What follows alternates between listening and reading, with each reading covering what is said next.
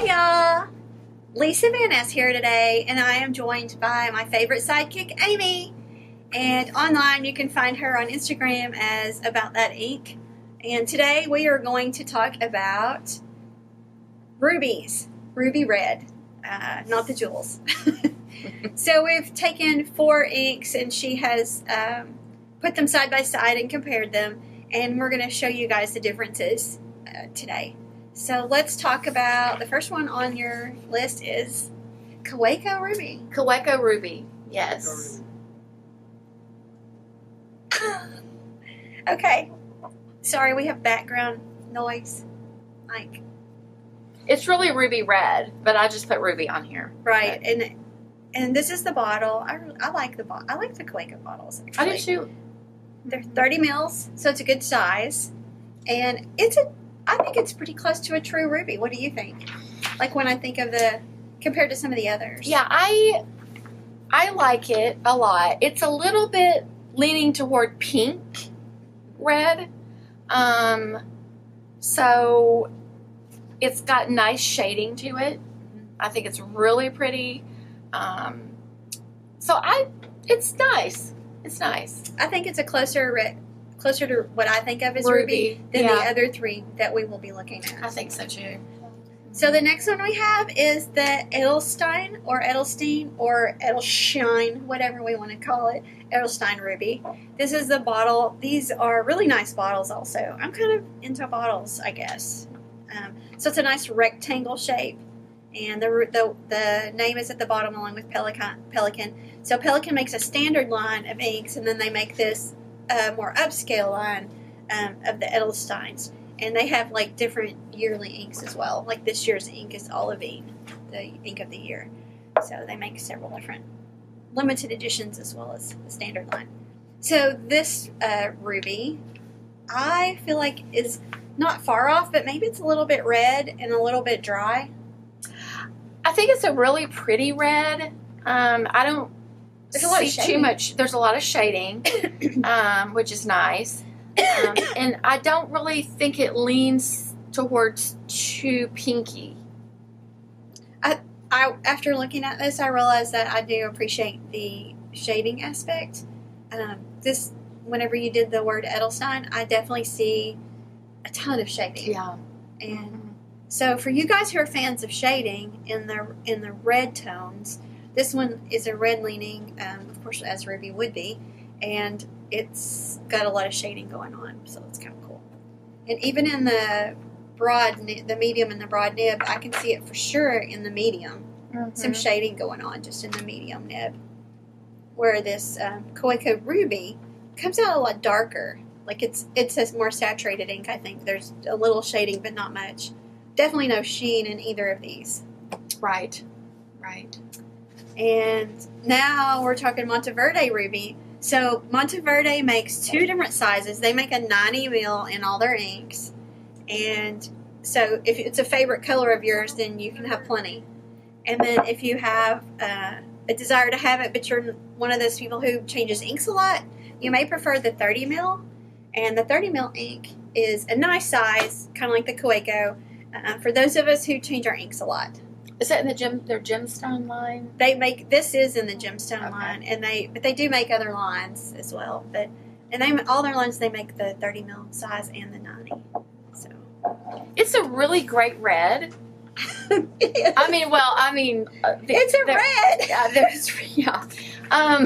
We decided it was a red, no matter what they call it. I just thought it would be fun to do these 4 together because they're all called ruby. And they all have a different interpretation of what ruby is. So, I would say this is the most red of the 4 that you and the least ruby like. It's a little more orangey red, but it shades nicely. Yeah, I don't really see a ton of shading like I do in the Edelstein, but I do see a little bit. In that extra fine nib, in the lines, there's no shading. But well, see, I used the brush to do this with, so of course I'm it's looking going at to be these. more, yeah. So, and I always tend to But when you do the straight up and down line, you can definitely still see shading going on this Edelstein Ruby, where with Monteverde, I just see a rich, very strongly red leaning with a little bit of orange. Not, I mean, I feel like with Ruby, shouldn't there be like a little bit of a pink or purple undertone? Yeah, I mean, this is definitely Orangey. the least Ruby-ish out of the 4. So, yeah. So the final choice Diamine comes in 2 sizes too, and I forgot to get the other one. So Diamine Ruby isn't bad either. I would consider it to be not too far off as well. It's got a little bit of an undertone that's maybe bluish. It's more of a blue-red. Yep. There's no sheening. There's no shading. It's just a nice, even-toned ink. So for those of you who like a nice, even ink, and there's days when I definitely want that. Like sometimes I just want my ink to lay down a solid color, and I don't want it to do anything. I don't want it to shade. I don't want it to sheen. This Diamine Ruby meets that category. And it comes, the Diamine makes 2 sizes of it. They make the 80 mil in this traditional, this is the bottle, kind of their classic bottle. And then they make also a little, I think it's a 30 mil. I think it is too. Which I forgot to bring over here. Sorry, y'all. So the 80 and the 30 are available for the Ruby in the Diamine. And so you can see the 4 different options. So here's the Kaweco Ruby, the Edelstein, the Monteverde, and oopsie, the Diamine. So we have 4 different options with the name Ruby. Right. And you were doing a side-by-side comparison of only inks that were named Ruby in this situation. Yes. So as she works her way through the reds, there's got to be a method to the madness. And so she's kind of trying to dissect it. And this was one of the ones that she broke down. And at least with 2 of these, you have multiple size options in the standard bottles, as well as the fact that you can always get samples.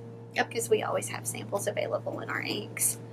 And if you guys have any questions about rubies or not the jewels, because we don't know anything about those, the ruby color, or if you have questions about another gemstone type of color, just feel free to communicate with us by email, through Instagram, through Twitter, or through Facebook.